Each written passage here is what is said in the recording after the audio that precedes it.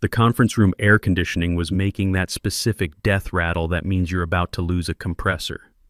I should know. I'd been dealing with this building's mechanical guts for 15 years while Brooke Phillips was still figuring out how to spell MBA.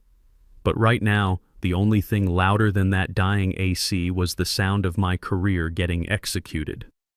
Look, I'm Ryan Mitchell, 51 years old, and I thought I knew how corporate politics worked. Former Army logistics officer, spent 15 years running facility operations at this Austin tech company, kept 1.8 million square feet of glass and steel from collapsing under its own weight. But apparently, experience doesn't count for much when you're dealing with entitled kids who think business runs on vibes. Brooke sat at the head of the mahogany table. Mahogany I sourced from a sustainable supplier in 2016, by the way. She was 26 years old with an MBA that probably still smelled like the Harvard laminate it was printed on, wearing a power suit that cost more than Colton's truck payment, tapping her manicured nails on a stack of files. My files. "So Ryan," she said, the way she said my name tasted like she was spitting out something rotten, "we're pivoting." "Pivoting," I repeated. My voice was flat. "Desert highway at 3 a.m. flat." "Exactly." Brooke beamed, showing teeth so aggressively white they looked like chiclets cemented into a shark's jaw. "The board feels that operations manager is a very legacy title. It gives off 2005 energy. We're moving toward a holistic workspace experience model. We need fresh eyes, digital natives, people who understand that a building isn't just walls, it's a vibe. Now you got to understand something here. I've managed every square inch of this property for 15 years. Handled floods, fires, IRS raids on tenants, and a previous CEO who tried to expense a stripper pole as ergonomic office equipment. I know every easement, every utility line, every zoning loophole within a 50-mile radius. And this kid, whose resume probably listed proficient in TikTok as a hard skill, was telling me about vibes. "Brooke," I said, leaning back in my chair. The leather creaked like old bones. "I manage the physical reality of this company. The lease you're sitting on. I renegotiated the property tax assessment 6 months ago to save us $45,000 a year. That's not a vibe. That's mathematics." She waved a hand dismissively like she was swatting a fly. "And that's great, Ryan. Really, super thankful for your service, but we're bringing in a new team, my team. We're rebranding the entire campus as the Nexus. It's going to be huge. And frankly, your analog approach doesn't fit the new aesthetic."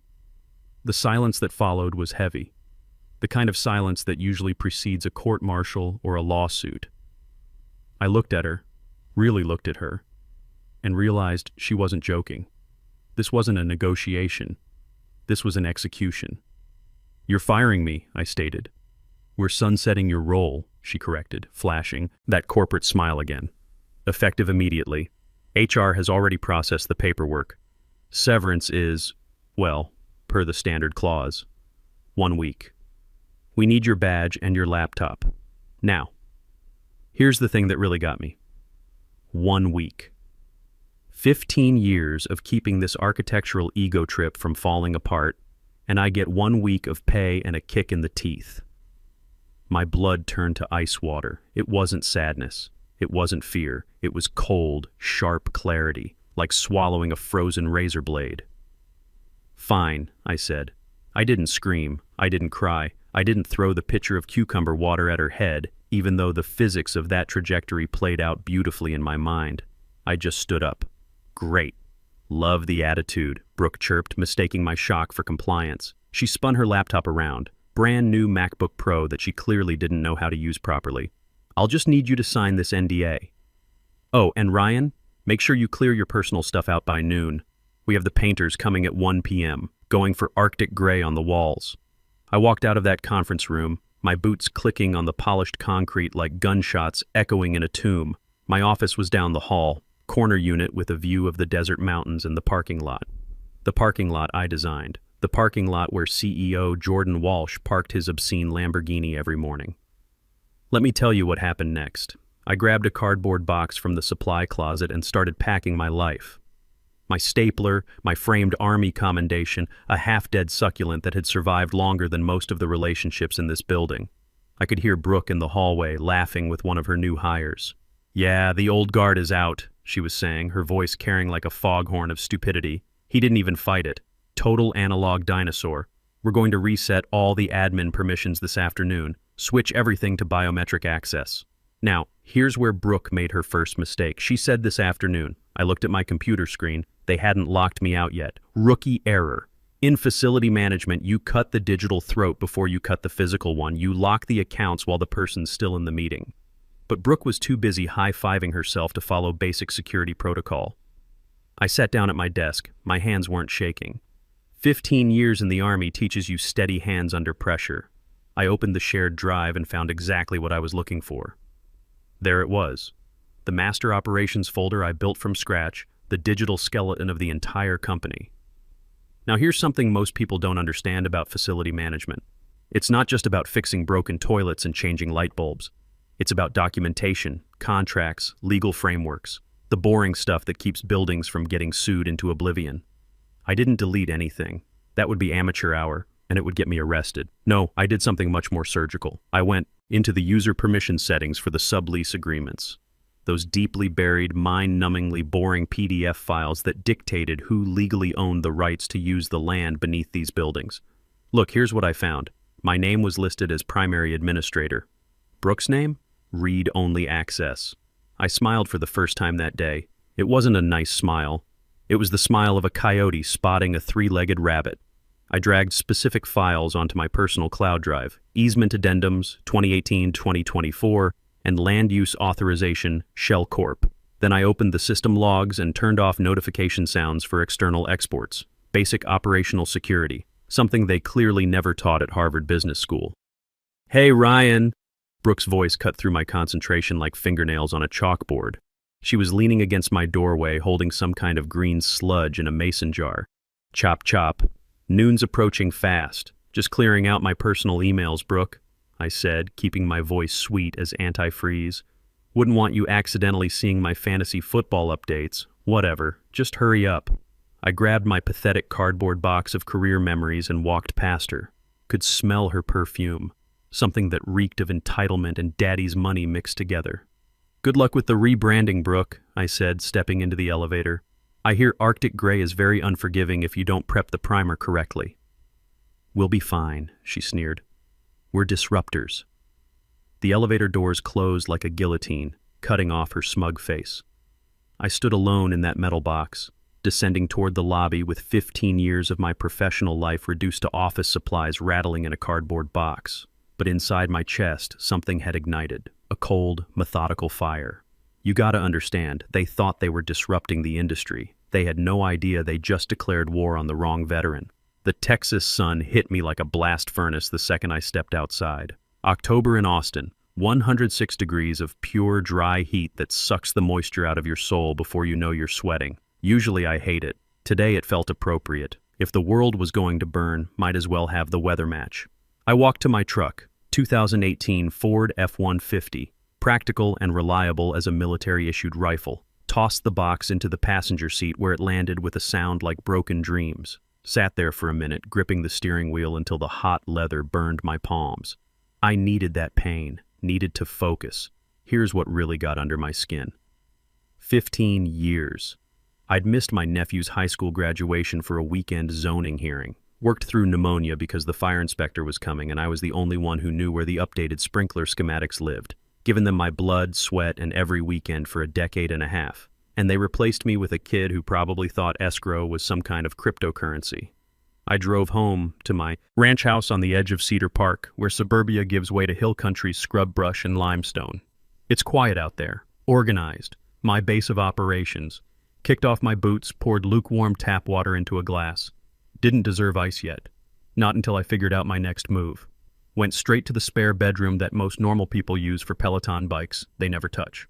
I use mine for what the Army taught me, documentation and contingency planning. See, I keep copies of everything. Hard copies. Every major contract I ever negotiated, every addendum I signed, every city permit application. Old habit from my second deployment when a supply sergeant tried to pin missing equipment on me. I produced a duplicate manifest with his signature, and that was the end of that conversation. Since then, I've been what you might call a hoarder of bureaucracy. I pulled out a heavy plastic bin labeled Master Lease Land Use 2015 Present, sat on the floor like I was field stripping a weapon and started hunting through documents, flipped past utility contracts and janitorial agreements. I was looking for the foundation, the bedrock that everything else was built on. Now here's something that would blow most people's minds. The business park where Apex Digital Solutions sits isn't actually owned by the company. That's a rookie mistake most people make. Companies almost never own their real estate. It ties up too much capital.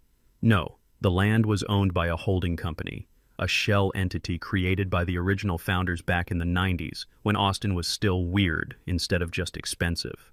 I found what I was looking for, a thick document bound with a rusty metal clip. Master Ground Lease Agreement. Flip to the back, where all the legal boilerplate lives.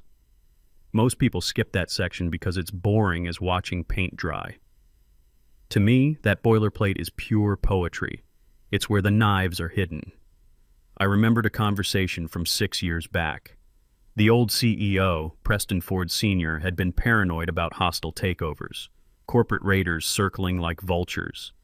He wanted insurance that nobody could sell the land out from under him. So we drafted something special, a very specific, very unusual clause about lease renewal and authorized liaison. Found it. Clause 14B, renewal of this master lease is contingent upon annual certification of compliance with City Zoning Ordinance 44B. Said certification must be submitted and signed by the designated operations liaison. I ran my finger down to the addendum filed 4 years ago. There it was, clear as daylight. Designated operations liaison, Ryan Mitchell. Not current operations manager, not facilities director. Ryan Mitchell. Me. Personally and specifically named. Old man Ford had trusted me more than his own board of directors. Smart man. He put my name in that contract like I was some kind of insurance policy against corporate stupidity, and right now, looking at those yellowed pages, I realized I was holding a loaded weapon that nobody else even knew existed. I checked the dates with the precision of a bomb technician. Annual certification was due October 15th. I glanced at my watch. October 12th, 3 days. If the certification wasn't filed by the deadline, this wasn't just some paperwork hiccup. According to Clause 14C, what old man Ford used to call his nuclear option, if certification lapsed, the lease terminated immediately and all property rights reverted to the shell entity's control. Now here's the beautiful part. I scrambled through another box of documents, looking for correspondence about the shell company. Found what I needed, a letter from 8 months ago. The management attorney had retired, and to save on legal fees, he'd transferred the day-to-day administrative power of attorney to the current site manager. That would be me. Again, let me spell this out for you. Technically, legally, and contractually, I was holding the keys to the entire kingdom. And these corporate geniuses had just kicked me out of the castle and locked the gates behind me, not realizing I still had the master key in my back pocket. A laugh started building in my chest. It sounded like a diesel engine turning over on a cold morning. Brooke was probably upstairs right now, picking out paint swatches and worrying about whether the vibe was disruptive enough. Meanwhile, the entire legal foundation of her precious nexus was sitting on my kitchen table, 3 days away from turning into expensive scrap paper. I reached for my phone and called the one person who could confirm that my reading of the zoning ordinance was still accurate. Sierra Parker down at City Planning. We'd been trading favors for the better part of a decade. City Planning, this is Sierra. Sierra, I said, leaning back in my chair and feeling something like hope creeping into my voice for the first time all day. It's Ryan Mitchell. I need you to pull the file on the Apex Digital lot. Need to know who the city recognizes as the signatory for parking structure compliance. Ryan! Sierra's voice had that gravelly quality that comes from surviving on vending machine coffee and bureaucratic frustration. Thought you were getting ready for that big investor dog and pony show on Friday. Well, plans change, Sierra, I said, watching a hawk circle outside my window. We're pivoting. The Travis County Department of Building and Safety smells like industrial floor cleaner and broken dreams. It's a beige monument to bureaucracy where hope goes to die in triplicate. Most people see it as purgatory. To me, it's always been the armory where I keep my best weapons. Sierra was behind the bulletproof glass partition, looking like she'd been living on nothing but caffeine and determination for the past month. Her desk was covered in permit applications and coffee-stained folders. We've been allies in the bureaucratic trenches for years, I expedite her applications when she needs quick wins for her supervisor. She makes paperwork disappear when I need to stall difficult inspectors. Well, if it isn't the logistics king himself, Sierra said, not looking up from her computer screen. You sounded strange on the phone yesterday. What's the mission this time? No mission, Sierra. Just need some clarification, I said, sliding a fresh Starbucks cup under the slot in the glass. Extra shot, 2 creams, no sugar. Her standard operational fuel. She grabbed the coffee, took a suspicious sniff, then nodded approval. All right, Mitchell. I pulled the file like you asked. I flipped open the thick folder and cut straight to what I needed, the authorized party documentation. There it was in black and white. R. Mitchell. Status? Active. So, I said, keeping my voice as casual as discussing the weather, hypothetically speaking, if someone needed to revoke the parking easement for that lot, say for emergency maintenance or safety concerns, how would that process work? Sierra looked at me over her reading glasses. Her eyes had that sharp focus of someone who'd spent 20 years navigating municipal law. Ryan, you know the regulations as well as I do. The authorized liaison has full discretionary power over emergency access restrictions for up to 48 hours without requiring a court order. Why? You dealing with structural issues? Something like that, I said. Maybe foundation problems. Could be a real sinkhole situation. Sierra kept digging through the paperwork, tapping her pen against a particular document. You know what's interesting? According to this update we received just last month, the lease on the auxiliary parking lot, that VIP section they use for executive parking, technically expired on October 1st. They're currently operating on what we call a month-to-month courtesy extension. I felt my pulse kick up a notch. I knew about the master lease, that was my nuclear option. But I'd completely forgotten about the auxiliary lot. That was prime real estate, the paved strip directly in front of the main entrance where all the important people parked their expensive toys. Courtesy extension granted to whom? I asked, though I was starting to suspect I already knew the answer. To you, Sierra said with a sly grin. The billing goes to the shell company, but the actual permit authorization is registered under your name. If you decide to withdraw that permit, the lot immediately reverts to unincorporated private property. Anyone parking there would technically be trespassing on private land.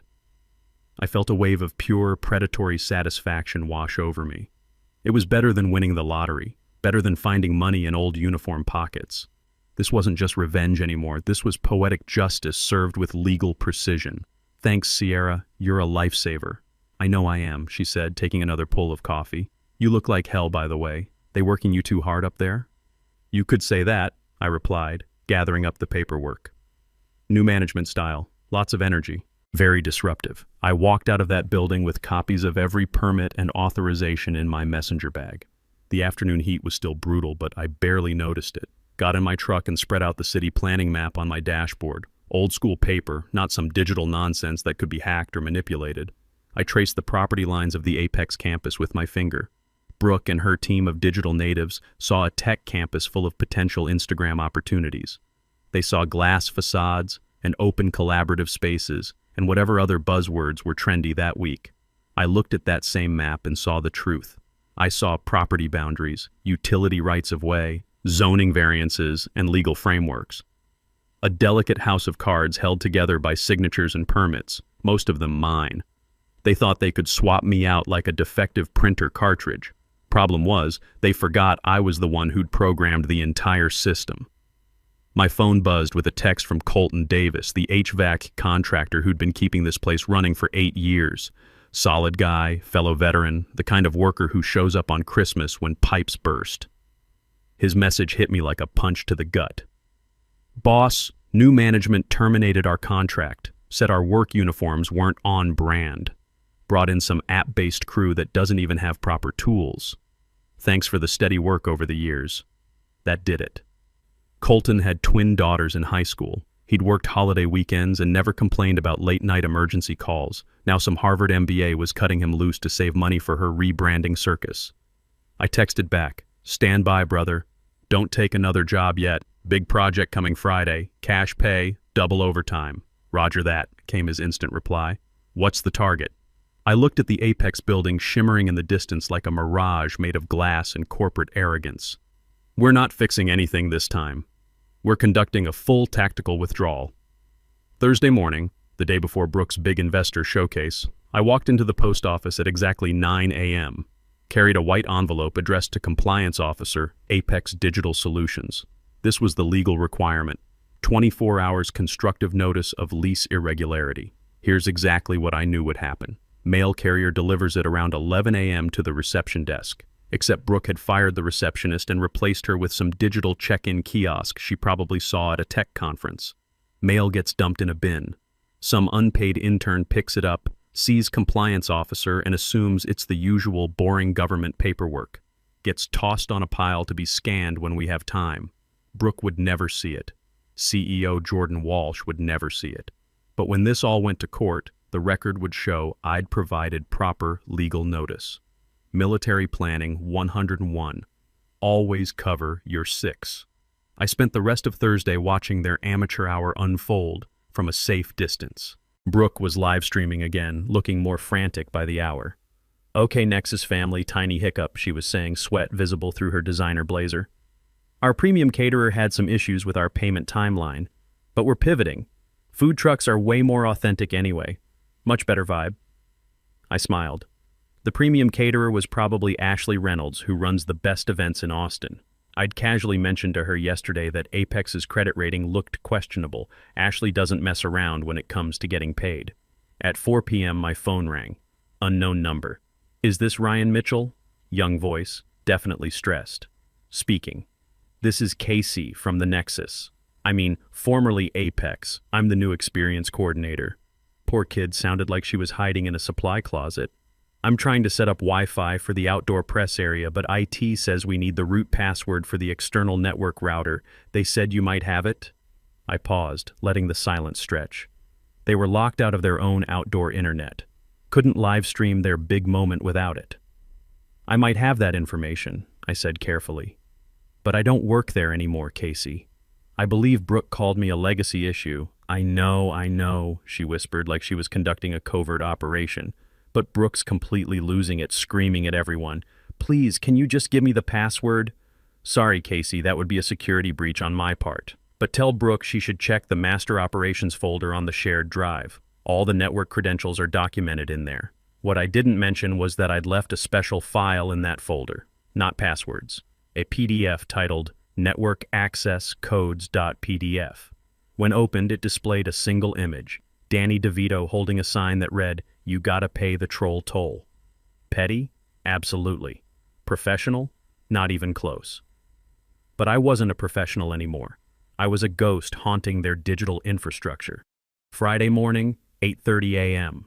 I stood in line at the Travis County Clerk's office wearing my best dress shirt and the kind of serious expression that comes with 15 years of military discipline. The clerk, a woman named Michelle, who'd processed everything from quickie divorces to federal indictments, took my stack of papers without blinking. She stamped them with the kind of official finality that changes everything. Thunk. Filed. October 15th, 8:59 a.m. Just like that, Apex Digital Solutions lost all legal rights to occupy the parking areas or common grounds of 4400 Highland Drive. The lease was officially dead. "Give 'em hell, soldier," Michelle said with a knowing grin. I walked out to the parking lot where Colton was waiting in his work truck. Behind him, 3 massive flatbed tow trucks from Red Rock Towing sat idling like mechanical predators. Their diesel engines rumbled with barely contained power. "We operational?" Colton asked, leaning out his window with a cigarette hanging from his lip. "Mission is a go." "Move to the staging area, that empty Kmart lot 2 blocks south. Wait for my signal. Show starts at noon, we execute at 12:15. The convoy rolled out like something from a military operation. I drove to Apex alone, parked across the street in the public lot of a strip mall, and pulled out my field glasses. The scene was pure chaos. They'd set up a white tent in the middle of my former parking lot. Balloons, a DJ booth spinning electronic nonsense, and an artisanal taco truck that probably cost more per hour than Colton made in a week. And there, gleaming like a red jewel in the center of it all, was Jordan Walsh's Lamborghini Huracan, parked diagonally across 2 handicapped spaces. Perfect. The arrogance was so complete, it was almost artistic.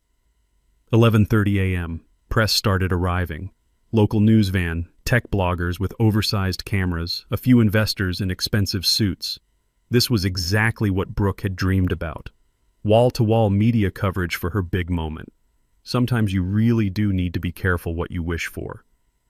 I opened my phone and sent one final email to the Apex Board of Directors. Subject: Urgent. Property rights terminated. Asset recovery in progress board members. Effective 8:59 a.m. Today, the master lease for 4400 Highland Drive has been legally terminated due to failure to maintain required certifications. All vehicles currently on premises are subject to immediate removal under Texas Property Code Section 94. Suggest you monitor local news coverage. Ryan Mitchell, Highland Land Holdings LLC, Administrator Send, 11:45 a.m. I watched through my binoculars as the general counsel, Ashley Griffin, burst out of the building like her hair was on fire. She was frantically calling someone, probably every lawyer in Austin. Ran over to Brooke, grabbed her arm, started gesturing wildly at the parking lot. I could see Brooke's face, confused, then annoyed, then dismissive. She waved Ashley off and pointed at the news cameras. Classic mistake.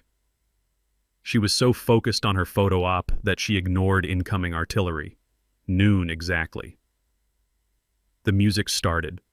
Some kind of electronic bass that probably sounded innovative to people who thought business was about vibes. Brooke grabbed the microphone. "Welcome to the future," she shouted at the crowd. "Welcome to the Nexus." I picked up my radio. "Colton, this is Ryan. Time to bring the rain. Copy that, boss." Rolling heavy. I put my truck in drive and headed straight for the main gate. The security guard, some new contractor who clearly hadn't read the updated access protocols, stepped out to stop me. I held up my city inspector credentials. Official business. The gate opened. Behind me, the tow trucks rounded the corner with amber lights flashing and air horns blasting like the cavalry arriving to save the day. The electronic music stopped mid-beat. Every head in that crowd turned toward the sound of approaching justice. The sound of 4 heavy-duty diesel engines cuts through a tech company launch party like a chainsaw through tissue paper. The crowd went silent. Investors clutched their champagne glasses. Bloggers started filming everything. I stepped out of my truck and slammed the door with military precision. The lead tow truck, a massive Peterbilt with Red Rock Towing painted in letters you could read from orbit, pulled up behind the Lamborghini like it was claiming territory. Air brakes released with that distinctive hiss that signals the end of someone's very bad day. What the hell is this? Brooke scrambled off her makeshift stage, nearly tripping over the microphone cord. "You can't be here. This is a private event." She ran toward me, her face red with panic and designer makeup starting to run. "Ryan, what are you doing? I told you to stay away." "I did stay away, Brooke," I said, projecting my voice just loud enough for the news cameras to pick up every word. "Stayed away from my personal belongings. Now I'm here in my professional capacity as administrator for Highland Land Holdings LLC to remove unauthorized vehicles from private property." "Private property?" Jordan Walsh pushed through the crowd, his linen suit wrinkled with sweat. "Mitchell, have you completely lost your mind? We own this entire campus." "Actually, Mr. Walsh," I said, pulling out the stamped legal documents, "you leased it." Past tense. As of 8:59 this morning, that lease was terminated for non-compliance with municipal requirements. You are currently hosting an unauthorized event on private land. This is insane. Who owns this property? "Highland Land Holdings," I said with a satisfaction so pure it felt like vintage whiskey. "And I'm the designated administrator." A camera flash went off, then another. The Channel 8 reporter was waving her cameraman to get closer. "Get security!" Brooke screamed. "Ma'am, security can't help you," I said politely. "This is a lawful property recovery operation." I nodded to Colton. He grinned like Christmas morning and fired up the hydraulic lift. The flatbed started tilting with mechanical precision. "Don't you dare touch that car!" Brooke's voice cracked with hysteria. "The rental deposit was $8,000. "Then you should have parked it legally," Colton said, connecting the tow cables to the Lambo's chassis. The sound of metal clicking into place rang across the parking lot like a judge's gavel. "Lift her up," I said. The winch engaged. The cable went taut. That beautiful red Lamborghini began its slow, humiliating journey up the ramp while 24 cameras captured every second. Someone in the crowd started laughing. Then someone else. Within seconds, half the audience was recording vertical videos for social media. "This is a complete nightmare," Brooke shouted, pulling at her hair. "You're destroying everything!" "No, Brooke," I said, checking my clipboard with bureaucratic calm. "I'm just doing logistics. You know, that boring analog stuff you didn't think was important." The Lambo reached the top of the flatbed with a final metallic clang. Colton secured the tie-downs, like he was wrapping a present. "Where are you taking it?" Walsh demanded, his face purple with rage. "Impound Lot B," I said, "about 25 miles south of town. Cash only for release. Unfortunately, since it's Friday afternoon, they're closed until Monday morning." "Monday?" "Daily storage fees apply," I said. "Market rates." The second tow truck moved toward the artisanal taco truck. The food vendor started waving his hands frantically. "Hey! I'm just catering! I don't know what's happening! Do you have a mobile vending permit for this specific location?" I asked. "Well, the event coordinator said she handled all the permits." "The event coordinator lied," I said. "Loaded up. Complete chaos. Investors fleeing toward their cars. News crews broadcasting live footage of what would probably become the most epic corporate disaster in Austin history. The ticker at the bottom of Channel 8 probably read, 'Tech company launch literally towed away.'" Walsh turned to his lawyer in desperation. "Ashley, fix this right now." Ashley Griffin looked at the legal papers I'd handed her, looked at me, then back at her boss. Her shoulders sagged with the weight of professional defeat. "I can't fix this, Jordan," she said, her voice barely above a whisper. "He's completely right. The lease is terminated. Clause 14C is ironclad. We have no legal standing here." Walsh stared at me with the kind of hatred usually reserved for war criminals and tax auditors. "You planned this entire thing." "I did," I admitted without a trace of shame. "I'm a logistics professional, Mr. Walsh. This is what good logistics looks like. Thorough planning, attention to detail, flawless execution." I turned and started walking back to my truck. "Where the hell are you going?" Walsh shouted after me. "To get lunch," I said over my shoulder. "I know a great taco place across town. This one seems to be temporarily unavailable." I didn't actually go get tacos. I drove home, poured myself 3 fingers of the good bourbon, a bottle Old Man Ford had given me for Christmas 5 years ago, and settled onto my back patio with my iPad to watch the show unfold online. Nexus fail started trending locally within an hour. The video of the Lamborghini getting dragged up the tow truck ramp was everywhere. Someone had already set it to the Curb Your Enthusiasm theme song. Brooke's screaming face became an instant meme with captions like, "When your disruption gets disrupted and TFW the vibe doesn't pay the rent." By 2 p.m., Apex Digital Solutions stock had dropped 12%. By 4 p.m., the board had issued an emergency press release. "We are investigating the circumstances surrounding today's events. Ms. Brooke Phillips has been placed on immediate administrative leave pending a comprehensive review of recent operational decisions." Administrative leave. Corporate doublespeak for pack your stuff, you're done.